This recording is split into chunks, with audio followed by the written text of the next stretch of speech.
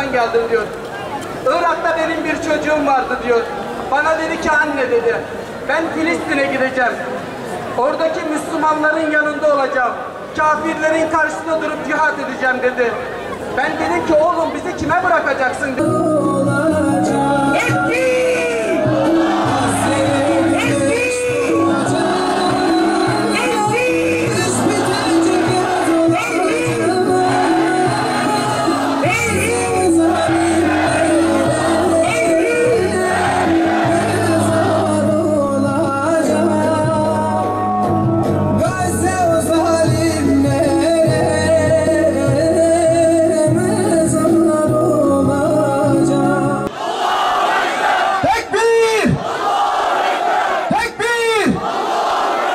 Allahu Ekber. Allah sizlerden razı olsun. Allah sizleri var etsin.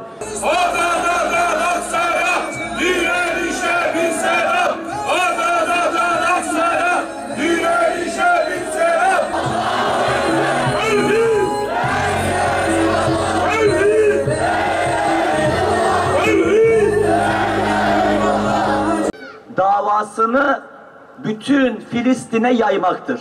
Yani halkla buluşmak, halkla iç içe olmaktır.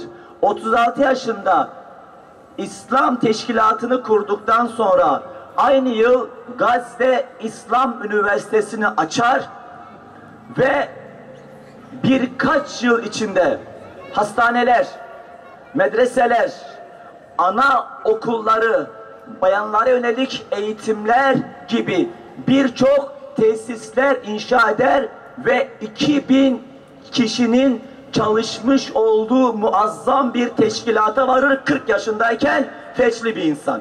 Tekbir! Tekbir! Tekbir!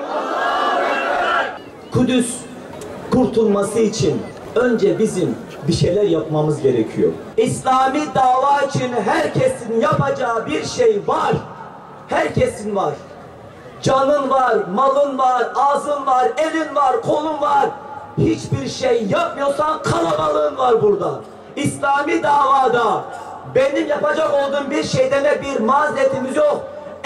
51 yılını feçli olarak yaşamış bir insanı şu anda konuşuyorsak bizim Allah indinde asla mazeretimiz yok. İsraillerin, Siyonistlerin Kudüs'teki Müslüman kardeşlerimize, özellikle Mescid-i Aksa'ya inançlarından dolayı yapmış olduğu saldırıların haddini aşması, hastanelerin en son yapmış olduğu bebekleri, kadınları, çocukları bombalama suretiyle azgınlıklarını daha çok arttırmalarından mütevelli, savaşın ilk gününden beri sokaklarda olan kardeşlerimizle beraber özellikle bu hastane saldırısından sonra oradaki var olan zulüm bitene kadar hiçbir zaman buradan meydanlardan inmeme kararı aldık. Bundan dolayı özellikle şu an zaman dilimde yapmış olduğumuz program şimdilik zulüm bitene kadar burada devam edecek inşallah. Kardeşlerimizin yanında olduğumuzu, tek yürek olduğumuzu, bir anlamda iç içe giren tuğlalar gibi olduğumuzu anlatmak için buradayız. Onlara güç vermeye, onlara dua etmeye, onların yanında olduğumuzu bildirmek için buradayız.